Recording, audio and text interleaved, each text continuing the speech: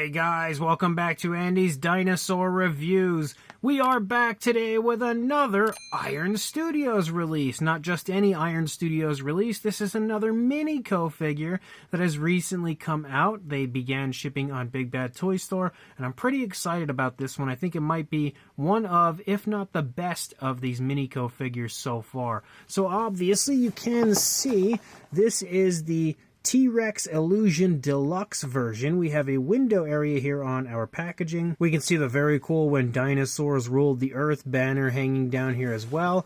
If we turn to the side, this gives you a little bit of a better kind of artsy sneak peek at what the model itself will actually look like.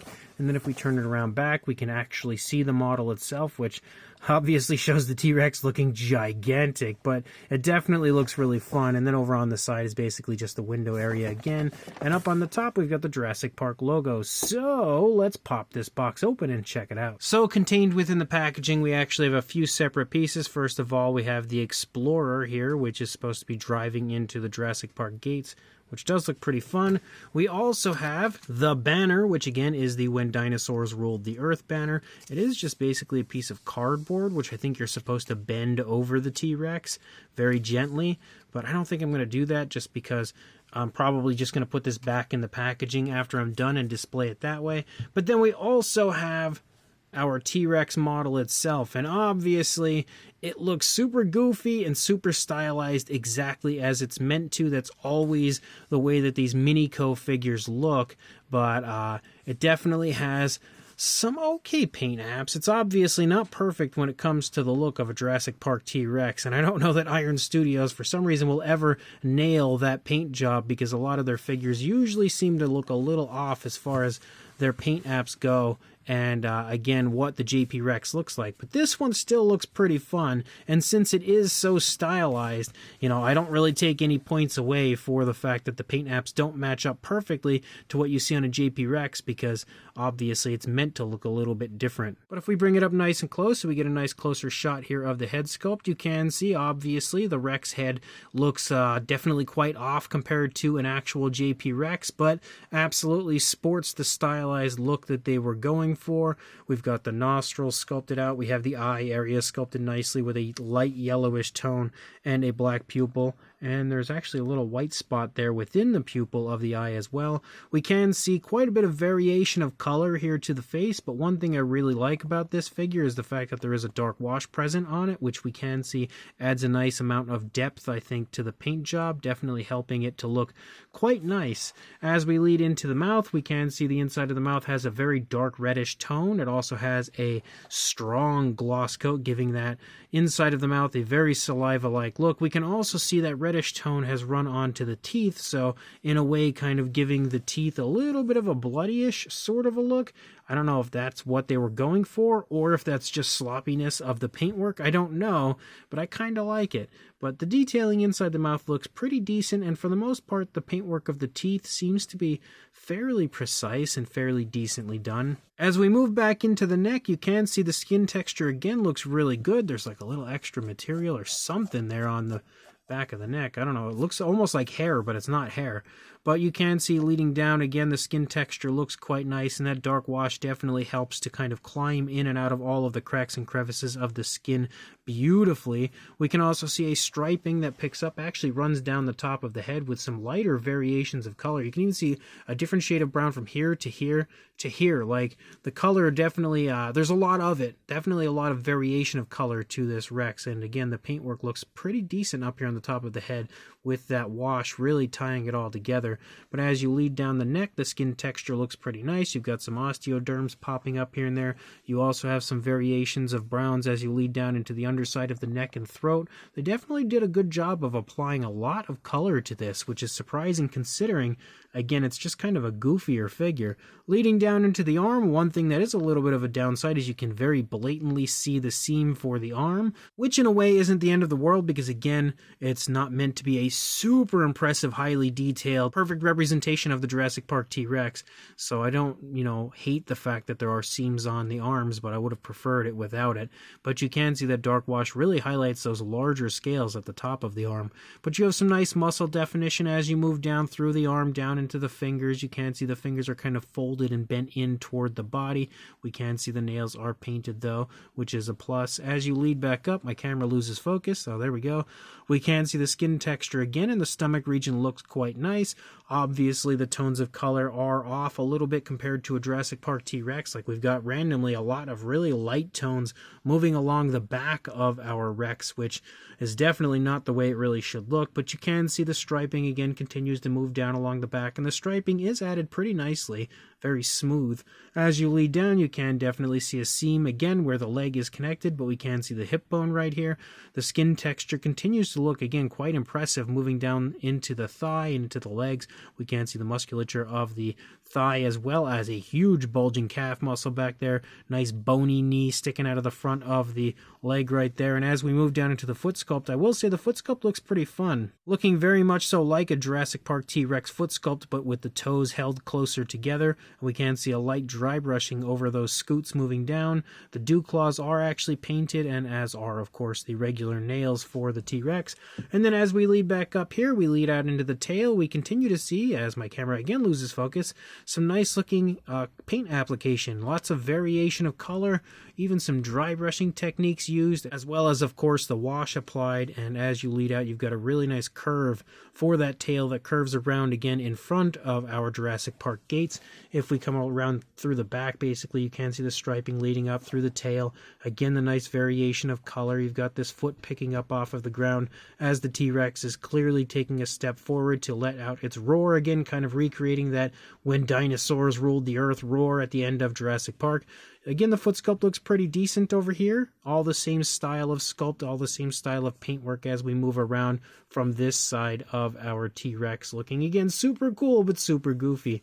We also, of course, have a really nice Jurassic Park logo right here, front and center on the base. As you lead up, you see the gates, which look great. You've got the Jurassic Park sign right there. We also have the flames as we move up through the front of the gate. And even that looks really nice, like they've added nice variation of color to those flames with oranges and reds and stuff. But the gates themselves have some fantastic texturing, as well as a nice light gray dry brushing over a darker gray to really bring that detail out. We also have some vegetation as we move back with some nice small trees, which also are painted and sculpted quite nicely. We've got more over here on the other side. And then you basically have like some grassy areas here as you move along, as well as, of course, our dirt track here as you lead down along here. Technically, we should have the trackway here, but we don't. Regardless, like the actual kind of like trackway that the Ford Explorers run on, you just basically see like a dirt road almost. But overall, I think it looks really, really fun. Definitely very highly detailed and quite impressive. On the underside, you also see, again, Iron Studios, and that this was designed in Brazil, but made in China. And then we've also got our very small Ford Explorer, which you can see actually has the Jurassic Park logo on the side. This is 04, and you can see the paintwork on this one. Obviously, this one was very much so hand-painted and pretty decently done, honestly. Like, for its size, I feel like it looks pretty good. There's obviously no articulation in the wheels or anything, sadly, but it still looks pretty nice for what it is, and definitely nicely painted. And then, of course, on top of all of that, we have the banner, the When Dinosaurs Ruled the Earth banner, which absolutely looks just as it does in the film. And there is our completed final product here, even though I didn't technically lay the banner down over the T-Rex the way it is on the original packaging. You can basically see what it looks like now, again, once the Explorer is put on and everything is assembled. And honestly, it looks so cool. This is definitely my favorite of these mini-co figures from Iron Studios so far. And even though, again, as I've stated numerous times, the paint apps don't match up perfectly to Rexy, it's probably one of my favorite painted figures. I feel like Iron Studios often struggles with the paint jobs of their figures, and a lot of the time when it comes to the final product, they never really look as good as the prototypes do, so it is nice to see some decent paint apps on this. Again, even though it doesn't perfectly replicate Rexy or a Jurassic Park style T-Rex, it at least looks realistic and has a pretty decent visual for the paint job, like a very realistic look as far as the actual application of the paint. So it is definitely a plus as far as that goes. But as far as a size, for a length on our T-Rex, you are, well, it's going to move on me, looking at about 8 1/4 inches or around 21 centimeters. Then for a height to the top of the head, about 5 1/4 inches or around 13.5 centimeters. For a size comparison, there is Mr. Papo T-Rex, the Attack Pack Colovosaurus, Robert Muldoon, and the Collect A Human Being next to our Iron Studios Minico Tyrannosaurus statue. And you can see that the T-Rex here is roughly the same size as Mr. Papo T-Rex, also positioned very similarly, and I think that's because the original Papo Rex was slightly based on the pose of the T-Rex from Jurassic Park at the end of the film, which is obviously what this Iron Studios statue is posed as well. So very, very cool to see them looking kind of similar, but obviously very stylized with the Iron Studios release. However, you can also again see size-wise they're pretty close to being the same. And honestly, because this is a very stylized version of a T-Rex, I don't really think many figures are going to compare well with it, so we'll just do a few random comparisons.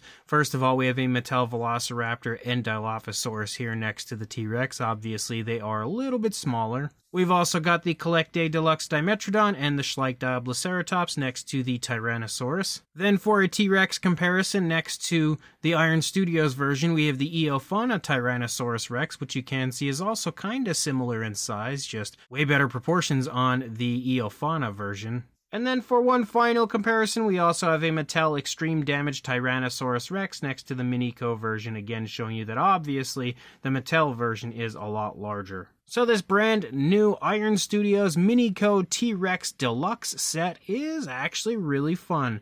I would say it's definitely my favorite of these Minico figures to come from Iron Studios in quite some time, and probably just one of the best looking dioramas they've produced. And I really think, of course, it has a lot to do with capitalizing off of the nostalgia of Jurassic Park. Like, what is more iconic when it comes to Jurassic Park than the T-Rex with the When Dinosaurs Ruled the Earth banner, as well as the Jurassic Park gates with the Ford Explorer going in? Like, you take the two of those and combine them into one diorama, and no doubt about it, you've got yourself a winner. And I feel like they did a great job on this one overall, not to mention the fact that even though this is a very stylized release, it also sports very impressive detail, as pretty much everything included in the set, whether it be the earthy area, the base, the gates, the T-Rex, even the Ford Explorer, is all really quite nice and quite highly detailed. The fact that we also have the Jurassic Park logo right there in the front is a great touch on the part of Iron Studios, and again, the fact that the paint apps, although not picture perfect, are really nicely done and actually feature quite a bit of variation of color and a nice dark wash, some nice dry brushing techniques. They've also added gloss coats to the teeth, the inside of the mouth, the eyes, the nails. Everything, again, looks quite high quality when it comes to this release, and is by far one of my favorite Iron Studios releases as far as paint apps go that I've seen so far. So if you are interested in picking this up and adding it to your collection, I will include a link in the description to where I purchased mine on Big Bad Toy Store. So make sure you check that link, pick this up if you want it, and like, comment, and subscribe, and I will see you in the next review. Thanks for watching.